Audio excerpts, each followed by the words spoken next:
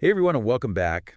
Today we're going to really dig deep on something I know a lot of you are super curious about, blockchain consensus mechanisms. Yeah, it's one of those things in the blockchain It can space. be kind of a brain twister, Definitely. It sounds a lot more intimidating than it actually is. for sure. And we're lucky to have this awesome explainer from Santander to help us break it all down. You guys can be fluent in no time, I promise. I like it.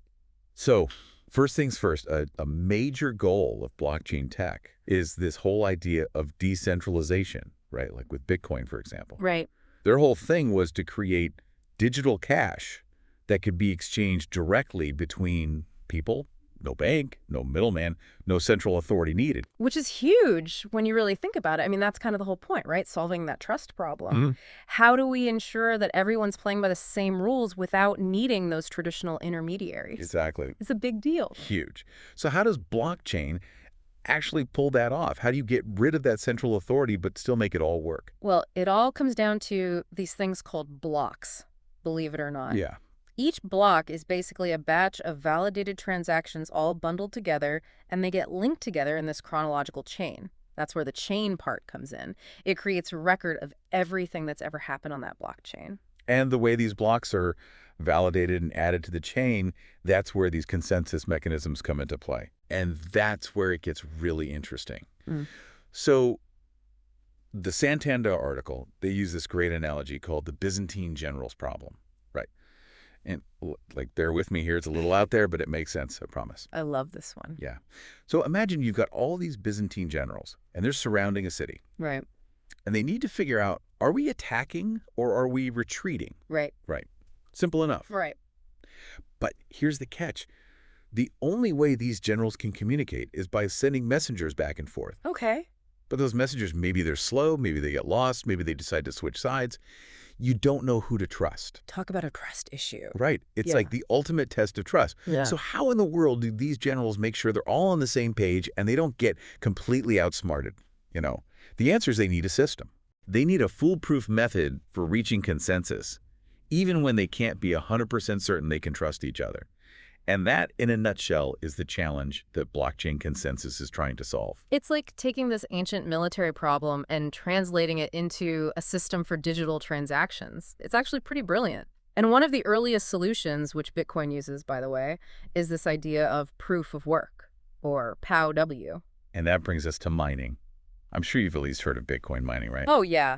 It's almost unavoidable at this point. Yeah, okay. It's often compared to a digital gold rush, and for good reason. So instead of miners with like pickaxes and shovels, we're talking about people with powerful computers, right? Yeah. Using their processing power to solve these crazy complex math problems. Exactly. It's Yeah. a whole lot of computational power being thrown at these problems.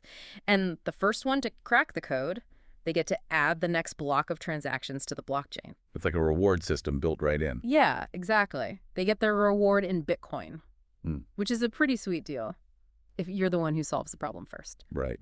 But, I mean, all those computers working overtime, they can't be good, right? Yeah, that's kind of the catch with proof of work, the energy consumption. It's a lot. Yeah. Through the roof, pretty much. Yeah, definitely a big concern. One of the biggest criticisms of this method, for sure. Makes sense. It's a lot of power just to, well, maintain the system, essentially. So that's part of what's got people excited about proof of stake, right? Right, exactly. It's all about finding more sustainable, more efficient ways to reach consensus. And that's where proof of stake comes in. So instead of miners competing in this big computational arms race, Right. you've got validators. Okay. And they basically stake their own cryptocurrency to be in the running to validate blocks. Think of it like a security deposit. I like that. Okay, so it's their skin in the game. Right, exactly. And the Yeah. more crypto they're willing to stake, the better their chances of being chosen. It's still competition, just a little less. Yeah, a little less energy intensive, for sure. Right, exactly. No more giant warehouses full of whirring computers, hopefully. Well, that's the goal. Yeah. And I did think it was interesting. The Santander article mentioned that for Ethereum, which made that big switch to proof of stake, the whole merge thing, validators actually have to put up 32 ETH, which is, I mean, that's not nothing. Yeah, no kidding. That's a serious chunk of change. Yeah, so you've got to be pretty confident you know what you're doing. Exactly. And that's kind of the point. It's a built-in incentive to keep things secure. Like, you're not going to try to mess with the system if you risk losing that much money, right? Yeah. So it's clever. But it also kind of raises these questions about accessibility. That's true. Like, can regular people, everyday users, can they even get involved if the barrier to entry is that high? That's a really good point. It's almost like a high-stakes poker game. Yeah, kind of. It makes you wonder how decentralized things really are if only a select few can even play the game. Yeah. So even though it solves one problem, Yeah. the energy consumption of proof of work, Yeah. it introduces new challenges to think about. Yeah. There's always trade-offs, right? And figuring out what trade-offs make the most sense for a particular blockchain, that's what developers are wrestling with right now. It's an evolving space. Which makes it so fascinating. But Sanitaire didn't stop there, did they? Proof of work, proof of stake. They also touched on a couple of other consensus mechanisms, right? Like proof of authority, for example. Oh, yeah, definitely. Proof of authority, that's a different beast. Yeah. It relies on these pre-selected validators who are, well, they're known. They're trusted. Think of it like this really exclusive club where everyone's reputation is on the line. Okay, got it. Huh. So not exactly the Wild West of Bitcoin mining then. No, not quite. It works well in more controlled environments, like private blockchains, for example. So think companies or maybe a group of organizations working together. Makes sense. So in those situations, you don't need the same level of, like, anonymity that you would on a public blockchain. Exactly. It's all about finding the right tool for the job, you know? Right.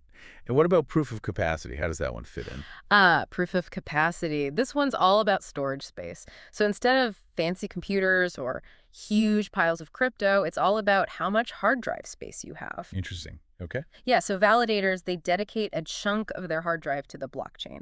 And you guessed it, the more space you have, the better your odds of being selected to validate blocks. So it's kind of like 1 terabyte, 1 vote, or Mhm. something like that. Yeah, it's a whole different way of thinking about how to distribute influence and decision-making power, Mm-hmm. right? Instead of just raw computational power or how much crypto you've got, it's about how much data you're willing to, I don't know, it feels almost democratic in a way, but maybe that's a stretch. No, I see what you mean. It's an interesting concept for sure. And I think that's what makes this whole field of blockchain consensus so fascinating. There are all these different approaches, and they all have their strengths and weaknesses, right? What works for one blockchain might not work for another. It all comes down to what you're trying to achieve. It's true. There's no one-size-fits-all solution. And honestly, sometimes I get a little lost in the weeds, you know? Like we're talking about proof of this and proof of that.